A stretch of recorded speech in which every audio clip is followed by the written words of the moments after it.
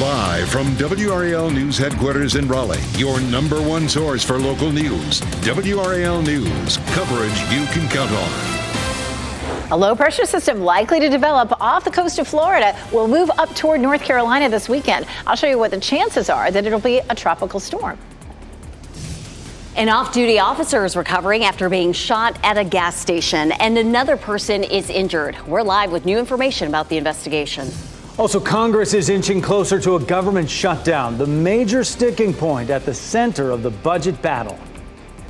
A coastal low will move up the coast of North Carolina late this week. Here's a live look at Carolina Beach, where you can see the surf is a little rough, but plenty of sunshine. It's going to look very different this weekend. Good afternoon, everyone. I'm Renee Chu. And I'm Jeff Hogan. Thanks for joining us. We will see wind and rain from this system here in our viewing area. Elizabeth Gardner is in the WRAL Severe Weather Center with a look at the best time for outdoor plans this weekend.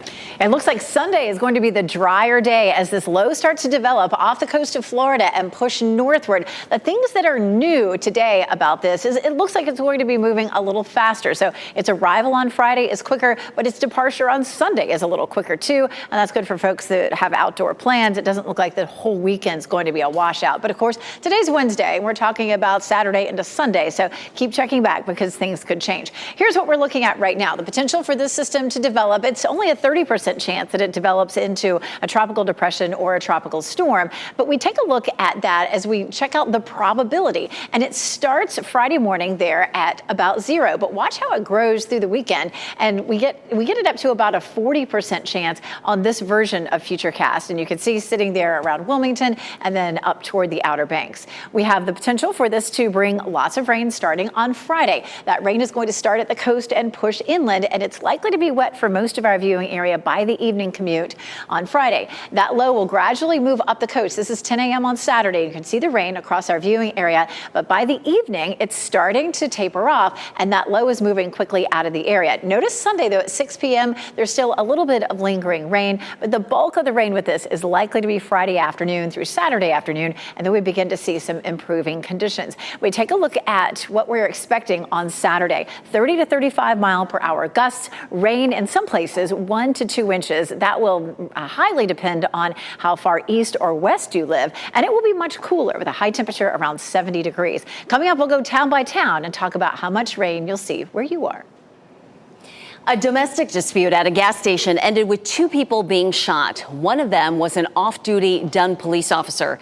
It happened at the Handy Hugo's on Ramsey Street in Cumberland County. WRAL Fayetteville reporter Gilbert Bays is live now from the sheriff's office with new information about the shootings. Gilbert. Well, Renee, I've talked with investigators and they say that domestic violence disturbance calls are the most dangerous because the emotions are high. They don't know what weapons they're going to encounter. In this case, that off-duty Dunn police officer was actually inside the store and saw the disturbance unfold in front of him, and he tried to calm that down. Now, as you can see, the windows of this store were shattered pretty badly. Investigators say around 10 last night, a man and a woman got into an argument inside the store. The off-duty Dunn officer tried to calm things down, but things only got worse. We're told that the man and woman left the store, and that's when the shooting started. It started inside the store and then went outside. Once the other person was outside, the off-duty officer was still inside the store, and that's when the gunfire exchanged. Now, we're told the suspect fired into the store first, and that's when the off-duty Dunn police officer returned fire. And you can see the bullet holes that riddled the building and shattered the window. Now, both the officer and the suspect in this case were taken to the hospital. We're told by the police chief in Dunn, I spoke with her this morning, Carrie Jackson. She says that her officer was treated and released. He's recovering now. He's going to be okay. The suspect in this case, though, is still in the hospital. And Renee, we're told he's going to face a slew of charges once he's released. Gilbert Bays reporting live from Fayetteville. And then 30 minutes after that, Cumberland County deputies responded to 2 people being shot at the Cumberland Towers apartments on Cumberland Creek Drive. We're told those shootings were also the result of a domestic dispute. Investigators say an ex-boyfriend came to an apartment and found his ex-girlfriend with another man. We're told the ex-boyfriend shot that man in the leg and then chased the woman who had run away and shot her as well. Both victims received non-life-threatening injuries. So far, no charges have been filed. Firefighters in Johnston County say no one was injured in a fire at a mobile home this morning. This was the scene from Sky 5 on Woods Crossroads, and that was just off State Highway 242. You see the smoke from those flames. The fire started just after 7 this morning and destroyed the mobile home there and a storage building next to it. The fire chief says the mobile home was recently abandoned. No word on a cause. And happening right now in the WRAL Live Center, we want to take you live out to Durham right now, where Durham City Councilwoman Monique Halsey-Hyman is speaking at Durham City Hall after she was exonerated. Halsey-Hyman was accused of offering her support for a project in exchange for campaign donations, but the SBI says that it found no evidence of extortion or bribery. Monica Casey is there right now. She will have a live report with more on this coming up at 12:30. Michelle, thanks. State lawmakers have reached a deal on the budget after removing the controversial expansion of gambling from the plan. The House and Senate plan to vote on the $30 billion budget tomorrow and Friday. Medicaid expansion remains a key part of this budget deal, but the gambling component had caused a rift among Republicans, making it impossible for them to reach a deal. Senate Majority Leader Phil Berger tells WRAL leaders decided they could no longer let casinos hold up the other key issues. Has raises for our state employees, has additional compensation for our teachers, has a bonus for our retirees.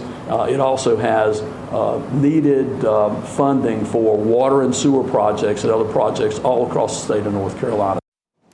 The raises for teachers are 4% over the next 2 years. For state employees, it's 3%. Legislative leaders say they expect the budget to pass with the support of all Republicans and some Democrats. Negotiations aren't going quite as well on Capitol Hill. All signs point to a government shutdown at the end of the month as lawmakers failed to come together on a defense spending bill. Aisha Hasni explains the latest issues. The clock is ticking as House Speaker Kevin McCarthy races to sell his members on a plan to keep the government running. The short-term spending bill from moderate Republicans would temporarily cut all funding by 1%, except for the military and veteran services. It was endorsed by the leader of the conservative House Freedom Caucus, but he's having trouble getting other conservatives on board. I do expect a government shutdown, and what a lot of people may not understand, it's not necessarily the end of the world. The vast majority of federal workers will be essential, deemed essential, be going into work. It is all about the math for McCarthy. He can only afford to lose 4 votes without having to rely on Democrats for help, a move that would make him vulnerable to a leadership challenge. And with less than 2 weeks to go before the government runs out of money, mainstream Republicans are pressuring rank-and-file conservatives to take the deal. This is a very small group that says they want more, but are willing to actually have us spend more money rather than less money by shutting down the government. Meanwhile, the White House is lashing out at Republicans over the stalemate, claiming McCarthy is, quote, beholden to the far-right ideologues in the House. They're back at it again, breaking their commitment, threatening more cuts and threatening to shut down the government again this month. That was Aisha Hasni reporting, and the White House also issued a short message this morning blaming the problem on what they call extreme House Republicans consumed by chaos. Today, the Federal Reserve will wrap up its benchmark meeting that will give us all a better idea of how the U.S. economy is doing. The Fed plans to release new projections at 2 this afternoon that will likely show a stronger economic growth. It's also expected to show slightly lower unemployment rates this year. Interest rates are expected to hold steady, at least for now. However, the Fed is likely to weigh another rate hike for later this year as we continue to battle inflation. A big economic wild card is rising gas prices, which we've all noticed over recent weeks. The U.S. Attorney General defended the Justice Department at a congressional hearing this morning. Merrick Garland told a House Judiciary Committee the DOJ is politically neutral and works for the American people, not a party or branch of government. Both parties have expressed dissatisfaction with Garland's leadership. He also answered questions from the panel about the cases against both Hunter Biden and former President Donald Trump. Next at noon, 10 years after their son was found rolled up in a gym mat at his Georgia high school, his parents are still looking for answers. Some of the inconsistencies that led them to file a federal lawsuit. Plus, an update on rebuilding the spire at Notre Dame when the head of restoration wants that scaffolding gone. And as we told you in the Live Center just a few minutes ago, a Durham council member cleared by the district attorney, and the SBI is telling her story. We'll bring you more of her remarks coming up in our next half hour. Download the new WRAL streaming apps on Roku, Fire TV, Apple TV, and Android TV.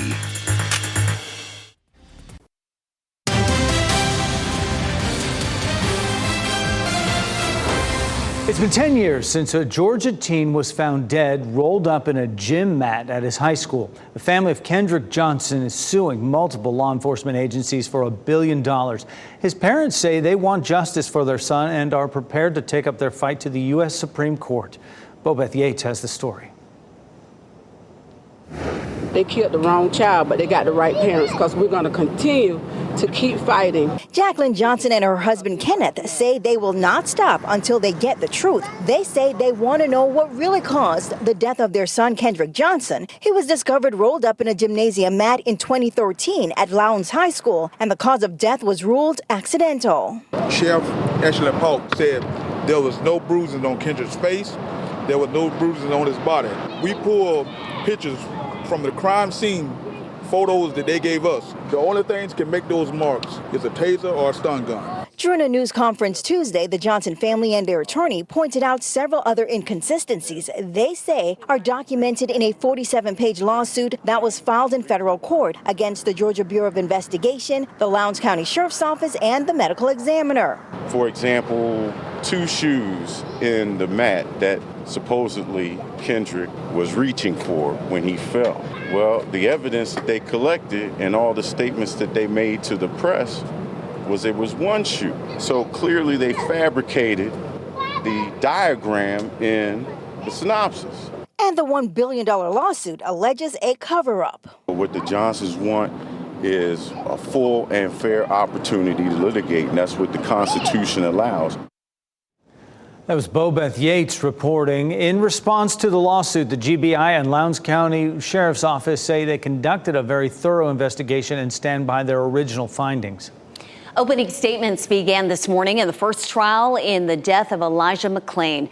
McClain was placed in a chokehold and injected with a powerful sedative in August 2019. He went into cardiac arrest and died a week later. 2 officers, a former officer and 2 paramedics in Aurora, Colorado, are charged with manslaughter and negligent homicide. They have all pleaded not guilty. There are new calls to fund Tennessee State University for years of back pay. The U.S. Department of Education says the state owes the HBCU $2.1 billion in state funds. It stems from TSU being a land-grant college, which is a research-based school in the state that has extensions with the U.S. Department of Agriculture. The University of Tennessee is a land-grant college as well. Both schools should receive the same funding, but TSU did not. It's back to the drawing board for the makers of a nasal spray for people who suffer from severe allergies. Earlier this year, an independent branch of the FDA recommended the approval of needle-free epinephrine made by ARS Pharmaceuticals. But yesterday, the agency requested additional information about Neffy, as it's called, including more research on repeat dosages of the drug. If approved, it would be the first product of its type. 1 in 4 Americans over 65 don't have any health insurance coverage. Particular risks include ineligible older Hispanics and lower income people who can't afford Medicare premiums. Medicare eligibility requires U.S. citizenship or permanent resident status. A Paris landmark should be looking as good as new in time for next summer's Olympics. The head of reconstruction wants the scaffolding around the spire at Notre Dame Cathedral gone by July. Reconstruction of the cathedral is turning into its own tourist attraction. Locals and tourists have flocked to see carpenters, stonemasons, and stained glass artists showcasing their craftsmanship at the foot of the cathedral. Tonight, we will find out if the 82nd Airborne Division All-American Chorus moves on to the next round of America's Got Talent. I am here. I am here. All of this is wrong, but I'm still right here. I don't have the answers, but the question is clear. Let me ask you. The group performing one of Pink's newest songs, I Am Here. This was their first live performance on AGT as they try for that $1 million prize. But just like last time, they had the entire room on their feet. The audience and the judges giving them a standing ovation and glowing reviews. Only 2 of the 11 acts will make it to the finals. Tune in at 8, right here on WRAL, to see if they advance to the finals. Tickets are now on sale for the Triangle's newest walk-through holiday light event. The DBAP will be transforming into Woolly Bull's Winter Wonderland, bringing joy and holiday fun to families and friends across our viewing area. It all happens November 22nd through New Year's Eve. You can enjoy shopping, get your picture with Santa, or take a ride on the holiday train. To purchase tickets, visit WRAL.com and enter Wonderland in the search bar to learn more. 96 days now. We said 97 yesterday, so the countdown is on, I guess. Right? Right now we're enjoying our pre-fall wonderland with these gorgeous temperatures and gorgeous views. I want to be out on the lake right now, Elizabeth. Yeah, this is, I think, what everybody's thinking about. Kind of hard to get your mindset around thinking about the holidays already with this kind of weather out.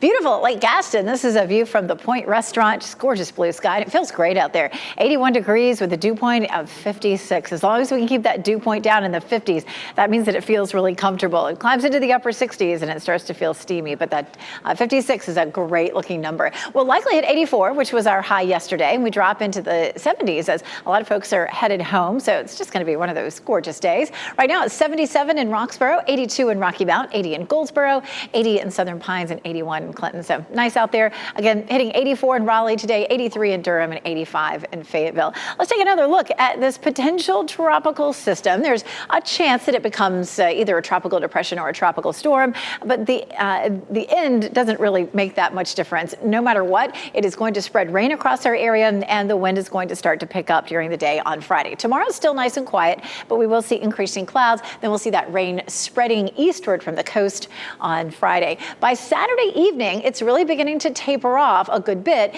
and then it moves on out and off the coast as we get into the day on Sunday. And even though the low itself may be fairly far away by Sunday, there may be enough lingering moisture in the afternoon for a few pop-up showers in a couple of places. As we get a little bit closer, we get our high-resolution models in, and we'll have a much better chance or a much better idea of the timeline of that. But the big picture, or the big takeaway from today is definitely the system is moving faster. So keep checking in, and we'll keep fine-tuning that timeline, let you know if that's the trend that continues. Rainfall is up a little bit on our brand new run of the computer model, looking at maybe half an inch to an inch and a half around the triangle, and easily an inch to 2 inches in our eastern counties where they're closer to the low itself. The wind likely to be anywhere from 25 to 35 miles per hour in terms of wind gusts, and of course that'll be a lot higher along the coast around the Wilmington area, 35. It could be as high as 55 along the outer banks, closer to where the center of circulation will be from this system. So we take a look at our weekend overview. We'll start to see the rain rolling in during the afternoon. Winds beginning to gust 30 to 35. It's going to be a cool, wet day on Saturday. That rain may taper off late in the afternoon into the evening, but it will still be gusty. And then Sunday, that low moves away from us. We could still see some lingering cloud cover and maybe an isolated shower. Benson Mule Days this weekend. Tomorrow looks fine. We may see some increase in our cloud cover, but tomorrow stays dry with a comfortable high of 82. Of course, Friday afternoon and Friday night look wet. We'll see a high Friday of 78. It's also going to be pretty windy. And Saturday, we'll see rain at least through the middle to latter part of the afternoon. And then Sunday looks noticeably drier with a high of 75. Still may be a little bit cloudy. We are a proud community partner of that event. Hopefully we'll be able to get out and enjoy activities around our area on Sunday. Saturday is the first day of fall, and it will definitely feel wet, cool, and windy. After that, some improvement, especially early next week. Coming up, we'll take a look at whether or not these winds could cause some power outages. Elizabeth, thanks. Today on our news, starting at 4, need a new car without the new car price? A lease may be your best bet. 5 on your side shows you the key points to negotiate to save you the most money. And for the first time in 10 years, Raleigh is updating its big picture for parks and greenways, the city's goals and how you can weigh in on achieving them tonight at 6. Meantime, still ahead this noon, no line, no waiting. Amazon rolls out clothing that allows you to pay for your purchases without stopping at the checkout line. Plus, don't make that grilled cheese just yet. After the break, why Kraft is recalling thousands of cases of cheese slices.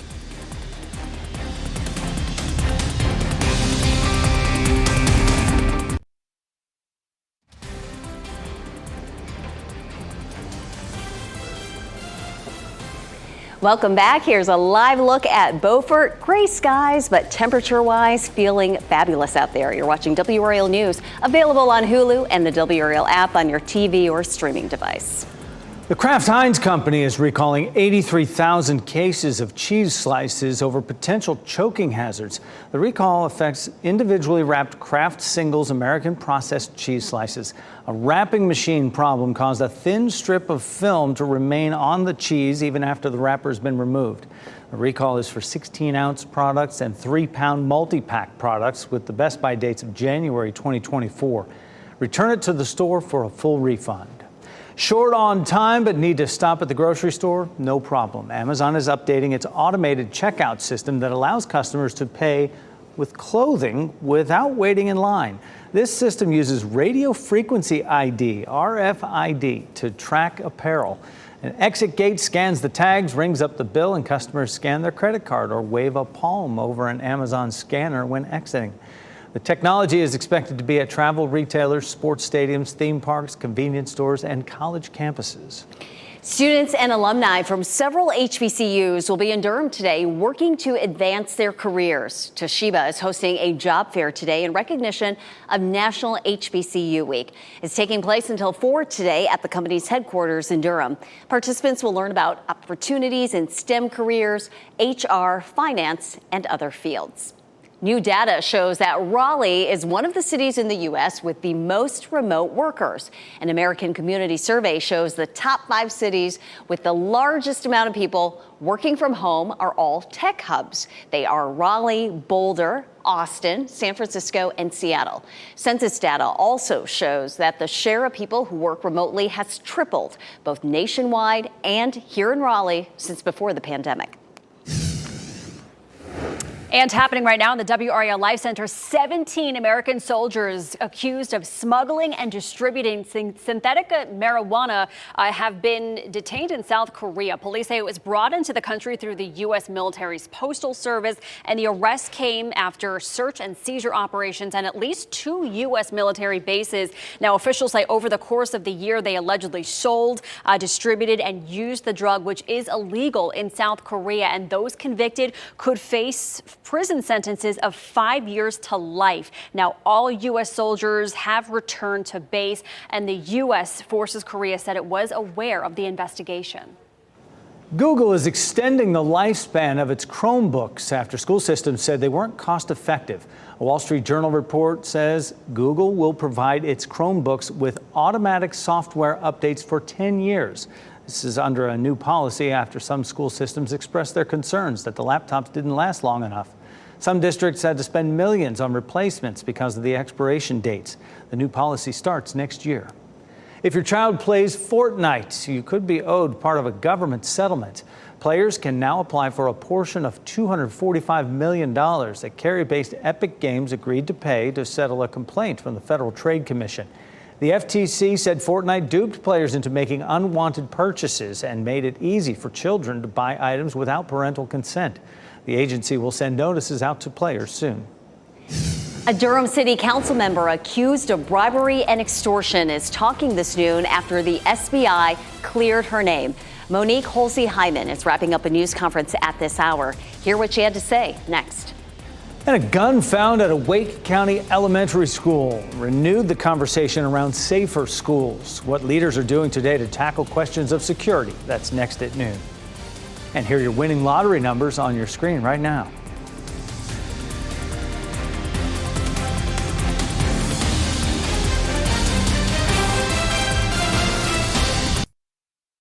Shot in 4K ultra high definition. Your number one source for local news. WRAL News. Coverage you can count on.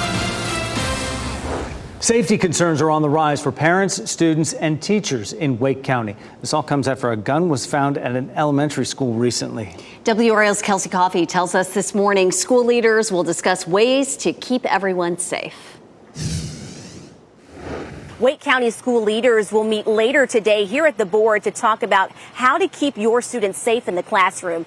This is a topic of conversation that's always been top of mind for both parents and school leaders, but it's come to the forefront even more recently.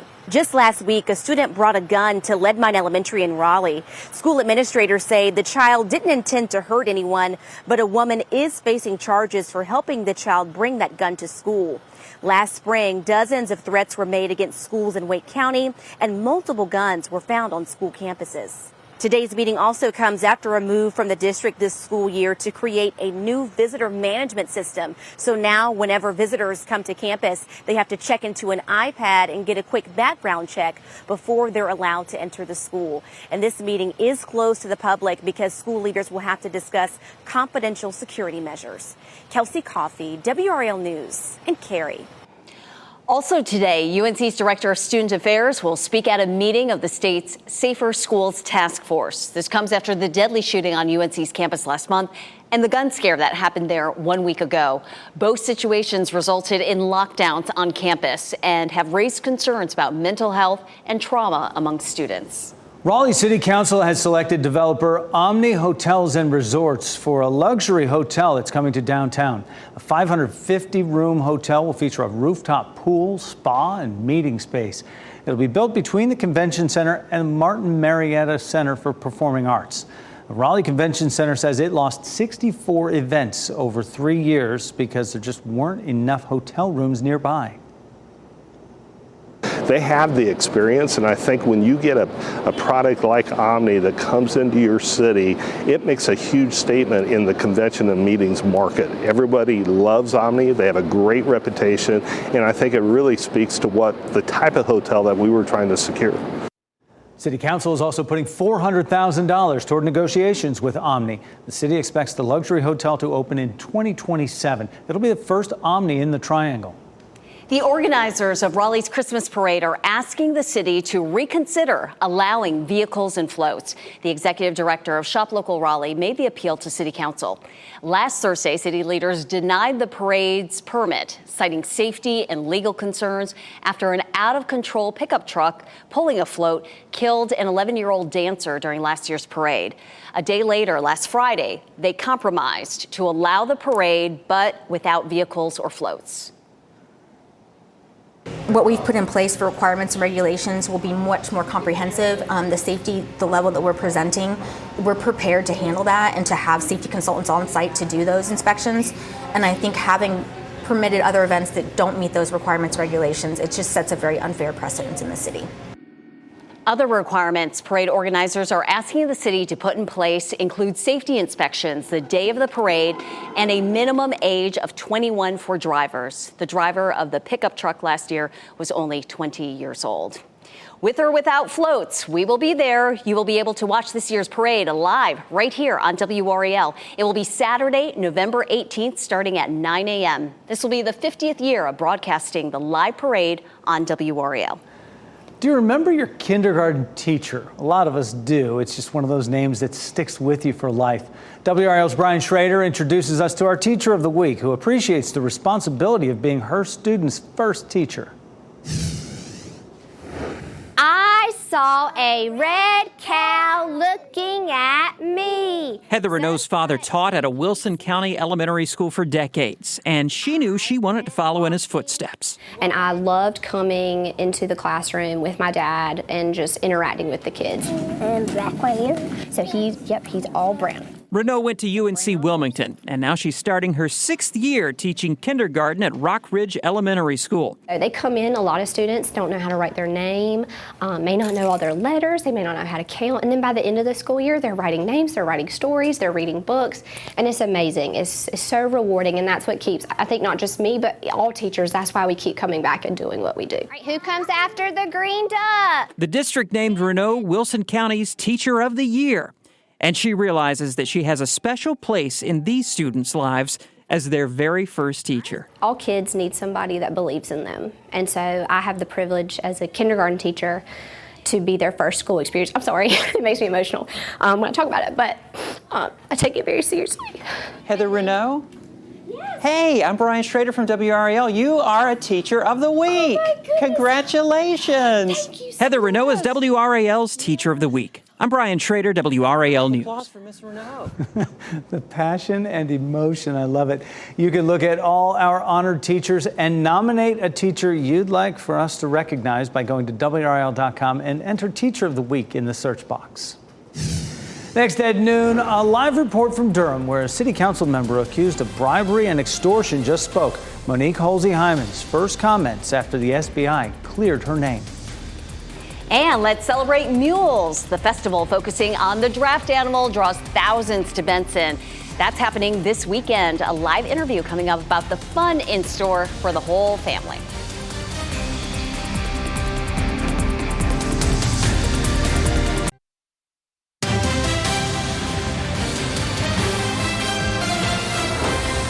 Breaking news this half hour, Durham City Councilor Monique Halsey-Hyman spoke publicly for the first time just moments ago about the extortion allegations against a developer. That developer alleged she had offered him her vote for his project in exchange for his support of her campaign. And she says it never happened. WRAL's Monica Casey was at the news conference where the councilwoman just spoke. Monica, I'm sure she had a lot to say about this now. She did. Councilmember Halsey-Hyman was surrounded by supporters here, including Mayor Elaine O'Neill and Councilmember Deidreana Freeman. Many people who are running for office in this upcoming election, including Mike Woodard, Nate Baker, Charlita Burris, and Sherry Zan Rosenthal, were also here to support her. Halsey-Hyman says these allegations have upended her life, but she says she knew the truth would come out. My ethical character has never been questioned at all until Jared Eden's refusal to cooperate with the FBI and the SBI. As someone who dearly cares for Durham, my sole aim has always been to serve the wonderful people of Durham. This experience has enforced my determination. My unwavering passion for service and for love for the city and the eagerness to contribute to the city in a positive manner will never go unchanged.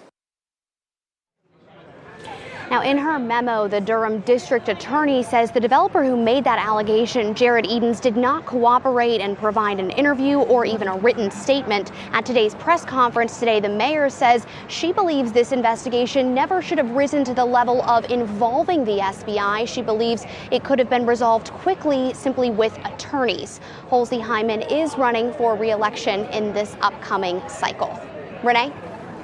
Monica Casey live in Durham. We appreciate it.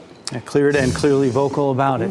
A jam-packed weekend is getting started in Benson. A Mule Days Festival organizer will join us live to tell us about the planned activities from the Mule Show to the Carnival and everything in between. Plus, you won't regret any pictures you ever take in Arizona.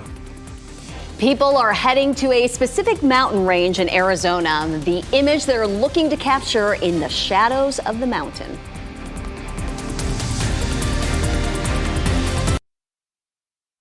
It's an exciting week for Benson as the Mule Days Festival kicks off tomorrow and runs through Sunday. The 4-day festival includes rides, vendors, parades, food, and much more. Loretta Bird from Benson's Chamber of Commerce joins us now to tell us what we can expect. Loretta, good afternoon to you. Thanks for joining us. Good afternoon. Thanks for having me. Certainly. So much packs into these Mule Days. What should people know, let's say, if they've never been there before? I would say come for the whole weekend and just walk the streets. One of our great attractions that we've added is a tour of the Mule Stable, the last Mule Stable left standing in Benson. We have wagon rides, wonderful rodeos on Friday and Saturday night, concerts in our Singing Grove or in the park within our town, and it will go on rain or shine. And you have done this for years. You've got it down there in Benson. For those who have been there before, what about some of the new attractions this year? This year we have added a junior rodeo on Sunday afternoon, so you can get to see the little ones, ages probably 4 all the way up to 18 can compete in the rodeo. And we are adding, we've added some things to our parade, meaning WRAL will be there riding a float on Saturday morning. Absolutely. Some of our colleagues will definitely be there for it. The festival, as I mentioned, has been around for a long time. This is the 74th year. What can you tell folks about some of the history of the event, the inspiration behind it? The inspiration was that, well, it started, the first year was 1950, of course, and two local farmers realized that the use of mules was going to go away because the tractors were coming on the scene. So there was an event called Mule Days in Tennessee, and they visited that event, came back, and met with the Chamber of Commerce, and they started it, and it has just grown by leaps and bounds. It used to be a half-day celebration on Saturday, then they added Friday, then Thursday, and then Sunday. So it's all about heritage. It's about the farming community, because in the southern end of the county, as it's changing somewhat, but we've always been a rural area.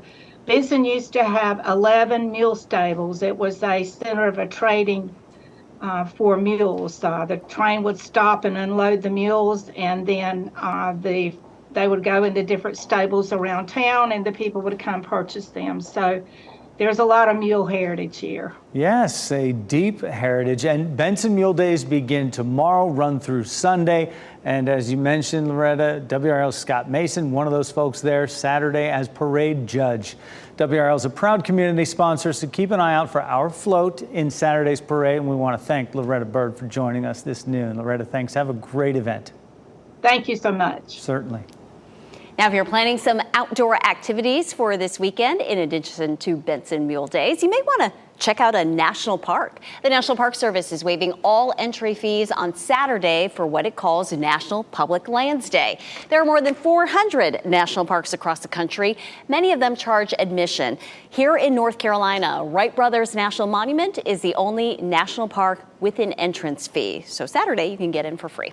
Be sure to watch our Tar Heel Traveler special tonight at 7:30. Scott Mason and photojournalist Sean Braswell take us up and down the coast, featuring our state's many lighthouses. They tell the fascinating stories of the structures that have dotted our coast for centuries. And we're going to drag him in from the coast and hitch him up to the Benson Mule Days and let him judge the parade down there. He'll be busy, certainly. Well, we can't argue, free or not, this weather out here for us, just certainly awesome. And Elizabeth Gardner in the WRAL Severe Weather Center with another look. Yeah, enjoy it while we have it. You know, we are looking at, the potential for some rainy, windy conditions, especially Saturday. Sunday right now is looking like a dry enough day to be able to get outside and enjoy it. We'll talk more about that in a second. But so pretty out there. Taking a look at Goldsboro, Apex, Chapel Hill, all with blue sky, just a few little puffy cumulus clouds. Chapel Hill, courtesy of Top of the Hill Restaurant, and of course our newsroom there in Fayetteville. The next system coming our way, this low pressure system that will move up the coast. It is likely to be windy on Friday and Saturday, and there'll still be a little bit of a breeze on Sunday, but that low is really going to most likely kick on out of here pretty quickly late on Saturday. We're turning drier on Sunday, so that is good news for all the events around the area this weekend. You can see that rain pushing in. Here's 5 o'clock, so we're looking at wet conditions up and down the I-95 corridor by the evening commute, and most likely that's going to be the case for the rest of the viewing area too, as that band of rain pushes in.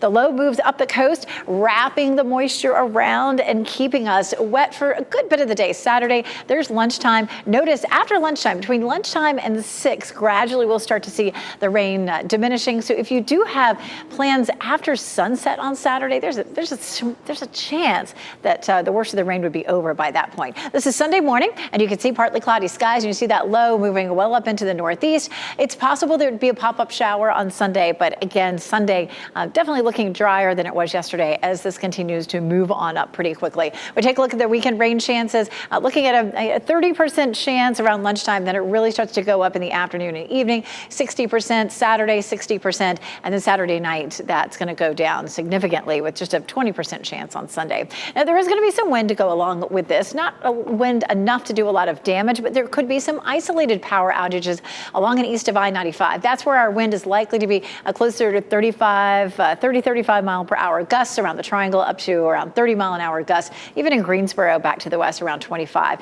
Wilmington up to 40, and then up to 50, 55 right along the Outer Banks. And that's where we'd have the best chance of any power outages, say from Cape Lookout down to Cape Hatteras. Wave heights, of course, it's going to be another weekend where we have high rip current danger, heavy surf, surf, high seas, all of that. That starts Friday and lingers even into Sunday. Even though that low is going to move out pretty quickly, that rip current danger will still be around. It's not the only storm potentially out there. Of course, we have Nigel. Nigel back down to a Category 1 storm at this point. It's just moving on up into the North Atlantic, fizzling out, so that's not going to be a problem for land. But this one definitely bears watching. 70% chance that this becomes Ophelia, moves westward, and then, of course, we'll be watching where it may go within the next week and a half. We got a long time to watch that. Friday will be cooler at 78. Saturday, pretty cool at 70. It's going to feel like 60s for most of the day. That pumpkin signifying the first day of fall. After Sunday, we warm back up into the 80s to start next week. Pretty cool, as you said, Elizabeth. Thank you. A painting created in less than 30 minutes just sold at auction for nearly $10 million. Coming up, why it is so significant to Bob Ross's career. But first, here's a look at the winning Mega Millions numbers.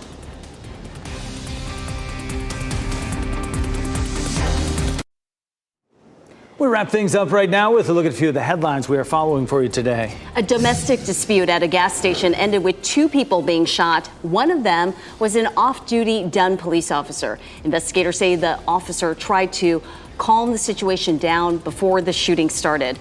Authorities say the man involved in the dispute shot into the store, then the off-duty officer shot back. The man the officer shot is in critical condition. The officer is expected to recover. Firefighters in Johnston County say no one was injured in a fire at a mobile home this morning. This was the scene from Sky 5 on Woods Crossroads, just off State Highway 242. The fire chief says the mobile home was recently abandoned. No word on the cause. New in the last 30 minutes, Durham City Council member Monique Holsey-Hyman spoke publicly for the first time this morning about extortion allegations against her. The Durham District Attorney released a report with the results of the SBI investigation, clearing her of any wrongdoing. A developer had claimed that she had offered him her vote for his project in exchange for his support of her campaign, and she says it never happened. An iconic Bob Ross painting just sold for nearly $10 million. The late painting teacher's piece, called A Walk in the Woods, sold for $9.8 million. The painting was from Ross's first episode, The Joy of Painting. It depicts a stone path, pond, and of course some happy little trees. It was painted in under 30 minutes. It's called Ross's most historically significant original work. It is lovely. People are grabbing their cameras and racing to Arizona for a phenomenon that only happens about twice a year. If you look closely, you can see what everyone is looking at. So the sun projects a shadow on Superstition Mountain that looks like a cougar chasing its prey down the mountain. The sight also draws people without a camera. My wife found out about it on Facebook, and I said, you know, I lived here 14 years and never saw it, so why don't we go and check it out? The shadow appears when the sun sets just right, and it usually happens the 3rd week of March and 3rd week of September. It's pretty cool. Our pet of the day comes to us from Cat Angels NC. Winston, a 6-month-old energetic fellow, loves to play with his brothers August and Nikolai. He's all about the action, but when it's time to wind down, he becomes a purring machine. Winston would be thrilled to go to a forever home with one or both of his siblings. If you're ready to welcome Winston into your life, you can just put in an application on the Cat Angels website. Thanks for spending your noon hour with us. NBC News Daily is next on WRAL, your next local news update in 30 minutes. You can always get breaking news updates anytime with our WRAL News app. And we'll leave you with this beautiful look at Beaufort right there. Here comes your boat there, Renee. I'm coming. Keep watching WRAL News over the air Channel 34 and Spectrum Channel 1257.